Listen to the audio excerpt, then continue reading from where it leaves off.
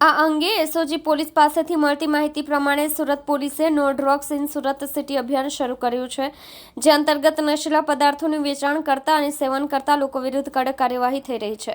ત્યારે એસઓજી પોલીસની ટીમ પેટ્રોલિંગમાં હતી। આ દરમિયાન ડભોલી વિસ્તારમાંથી શૈલેષભાઈ ભગવાનભાઈ માંગુકિયાને ઝડપી પાડ્યા છે।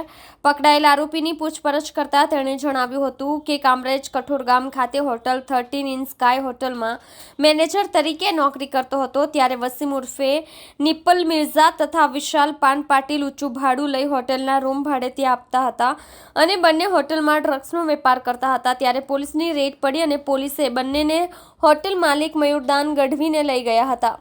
તેમની પાસેથી 96 ગ્રામ એમડી ડ્રગ્સ કબજે કર્યું હતું। એ સમયે હોટલમાં હાજર ન હતો, જેથી પોલીસે તેને વોન્ટેડ જાહેર કર્યો હતો। જે તે સમયે પોલીસની ધરપકડ ટાળવા તે પોતાના વતન બોટાદ નાસી ગયો હતો, પરંતુ થોડા સમય પહેલા પોલીસ તેને શોધવા ગઈ હતી, જ્યાં પોલીસને ચકમો આપી નાસી છૂટ્યો હતો અને સુરત તેના સંબંધીના ઘરે વેડ રોડ ખાતે આવ્યો હતો, જેથી પોલીસે બાતમીના આધારે ધરપકડ કરી કાયદેસરની કાર્યવાહી હાથ ધરી હતી।